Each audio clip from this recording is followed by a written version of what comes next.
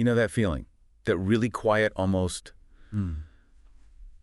tiny shift inside, where something you were totally sure about just cracks a little. Yeah, like the ground shifts under your feet, but just barely. Exactly. And you get this question deep down that, data can't answer.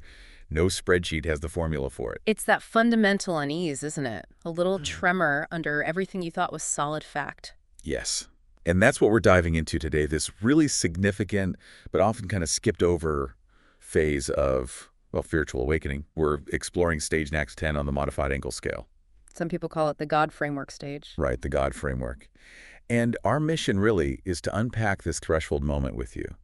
Because it's not about conversion, not yet. It's that subtle, almost sacred space where disbelief starts to loosen up a bit. And the soul just kind of whispers, hang on, maybe there's more. We really want to look at why this moment feels so urgent today in our crazy fast world, what it feels like, and importantly, how we engage with it, wisely, whether it's happening to you or you see it in someone else. Okay, so let's dig in. What is stage Negus 10, really? Okay, so fundamentally, stage Negus 10, this God framework stage, it's the point where someone, maybe really for the first time, starts to genuinely consider that God might exist. Right. And the sources we looked at are super clear.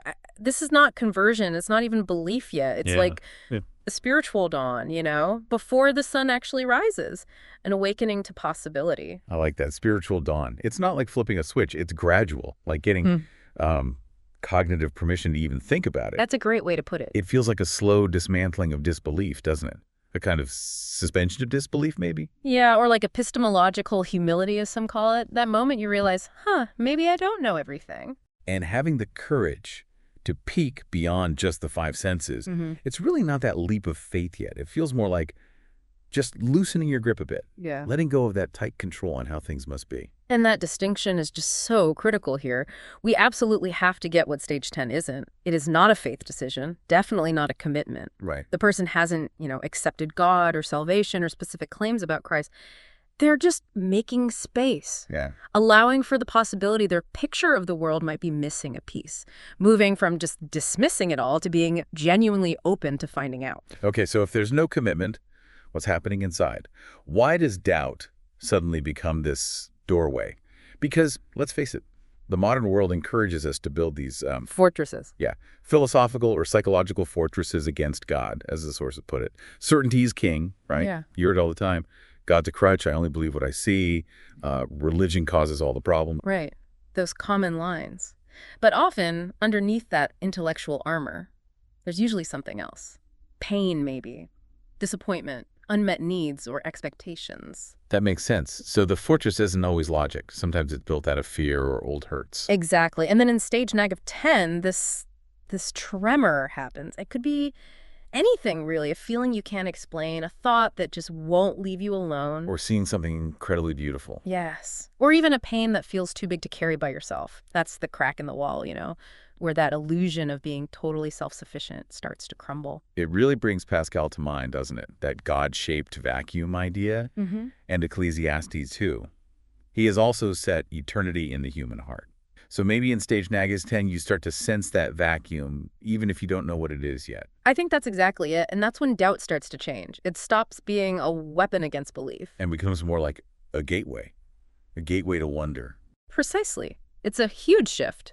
Lots of people live as what some call functional atheists, meaning their day-to-day life just proceeds as if God doesn't matter, whatever they might say they believe. Right. It's just not relevant to their choices. Exactly. And stage neg of 10 often disrupts that, maybe through moments of just awe that feels way too personal to be random, or a moral conviction that just feels deeper than biology or culture can explain. Or that emptiness, even when everything on the outside looks successful. That too, yeah. That inner emptiness that success doesn't fill. It's a real unsettling of their old, stable way of seeing things. It sounds like it awakens these deeper longings, these transcendental longings, the kind of aches that, more money or stuff just can't fix. Yeah. Like that hunger for truth that feels universal, right. Or getting hit by stunning beauty, or feeling a love that seems bigger than just biology. Or that cry for justice that feels innate. C.S. Lewis nailed it, didn't he? If I find in myself desires which nothing in this world can satisfy, the only logical explanation is that I was made for another world. Wow, so these aren't just feelings, they're like existential signposts. Exactly, pointing towards, well, maybe a homesickness for God. Interesting.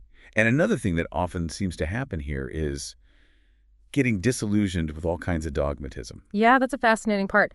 Not just religious dogma, but anti-religious dogma, too. Yeah. That kind of rigid certainty on either side, the soul starts wanting something. Well, truer than just picking a tribe. Right. And that can lead to this kind of spiritual agnosticism, but not the indifferent kind, more like an honest tension. Like, okay, I don't know, but I'm not so sure you know either. And maybe I actually want to find out for myself. It's a humble place to be, but powerful. Very. Okay, now this is where it gets really fascinating for me, this idea of God's whisper. How does all this internal shifting connect with, like, God taking the initiative?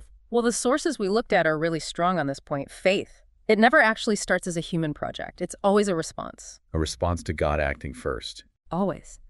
A response to a divine initiative that has already gone ahead. Look at the Bible. It's a consistent pattern. Adam and Eve hide. What does God do? He calls out, "Where are you?" Right, Genesis 3. Or Jesus in John's gospel, he goes out and finds Philip. It's not Philip seeking him initially. And that verse in 1 John, we love because he first loved us. Exactly. It sums it up perfectly. This links directly to the theological idea of prevenient grace. Okay, prevenient grace, what's that exactly? It basically means grace that goes before salvation. It's God's unearned favor, already active in someone's life, maybe long before they're even aware of God or thinking about faith. So it's like the divine nudge, that whisper of the Holy Spirit gently pulling back the curtain a tiny bit. That's a great image for it, yeah. Remember John 6:44, "No one can come to me unless the Father who sent me draws them." That initial stirring, that willingness to even consider God, that itself is evidence of the Father drawing them. Wow, that idea of divine nudge first, it's powerful. And you see it play out in biblical stories, these archetypes of unrecognized revelation. Definitely. Like young Samuel, remember him, in 1 Samuel 3. Yeah, hearing the voice, thinking it was Eli. 3 times. He assumes it's his mentor, Eli. Only later does he realize it's the Lord. That's such a perfect picture of stage 10, isn't it? God is already calling, but the person doesn't yet understand who it is or what it means. That's a great example. Or think about Cornelius in Acts 10. He's a Gentile, but described as God-fearing. He prays, he's generous, and God responds to that sincerity, that openness. By setting up the meeting with Peter. Yeah. Even before Cornelius really knew about Jesus. Exactly. Acts 10 says his prayers and gifts came up as a memorial offering before God. His quiet searching was seen, it was recognized. And Paul in Athens, too, finding that altar to an unknown God. Yeah. He doesn't blast them for ignorance, he actually affirms their search. He says basically, hey, that thing you're reaching for, the one you don't know, let me tell you about him.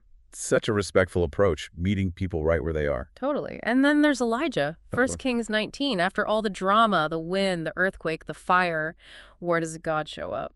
In the still, small voice. Yes, the still small voice. It says so much about God's preference, often for intimacy over spectacle. That really sets the tone for stage Natcha 10, doesn't it? It's not usually thunder and lightning. It's a gentle invitation. Which makes you wonder, how does God make these gentle invitations known in our everyday lives when someone's in this stage? That's the crucial question. And the sources point to several common pathways. First, often it's through creation. Like Psalm 19 says, the heavens declare the glory of God. Exactly. Or Romans 1, which talks about God's invisible qualities, his power, his divine nature being clearly seen in what he's made. So that feeling of awe under a starry sky. Yeah. Or just looking at nature and thinking, wow, this feels intentional. That could be a whisper right there. And then moving inwards, God often speaks through conscience, that inner moral compass. Even if someone doesn't have scripture, they often feel deep down that injustice is wrong or compassion is good, like Romans 2 suggests. Right, and even asking yourself, why does guilt feel like more than just biology firing off? That question itself can be a kind of revelation. And what about kindness? You mentioned that. Yes, through kindness. Seeing or receiving unearned compassion, like a stranger doing something incredibly generous, it can just shatter cynicism, can't it? Totally. It makes you stop and think, where does that come from? That selfless love. Exactly. Where does it originate? Then there's through mystery. This happens when we bump up against the limits of what science or pure reason can explain. Like consciousness. Sure. Or why we have a sense of moral law.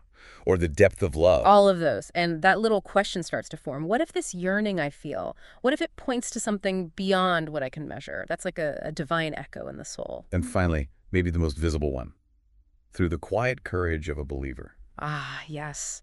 Seeing someone live with real peace or integrity or even joy, especially when things are tough. Yeah.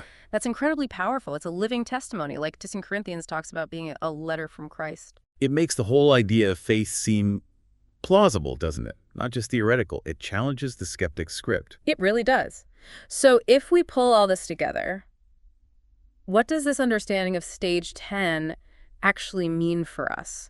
For someone potentially in it, or for those of us walking alongside? Okay, so if you listening feel like you might be in stage Noah's 10, the sources offer some really gentle guidance. First, embrace the questions. Don't shut them down. That doubt isn't necessarily bad. It can be an invitation. Right. Don't rush. Don't just dismiss those deep longings. Maybe try journaling your thoughts or reading one of the Gospels just with curiosity. Or maybe talk to a Christian you trust, someone who's honest about their own journey, without feeling pressured. Exactly. And, crucially, trust the disquiet, that nagging feeling that there must be more, that discomfort with just surface-level stuff, that ache you feel about injustice or beauty. It's not delusion. It's not your mind playing tricks. No. The sources suggest it's actually evidence that you are being sought, which is a profound thought. It really is. And then for those of us who are Christians, wanting to walk alongside someone in stage nega 10, our role is described as being like a spiritual midwife. I love that term. Not convincing, not conquering. But companioning, Yeah. journeying with them. The sources really stress this. We are not called to storm the gates of unbelief with a battering ram of arguments. Right. We have to remember John 6.44 again. No one can come unless the Father draws them. Yeah. Our job is more about creating the space for that drawing to happen. Mm-hmm.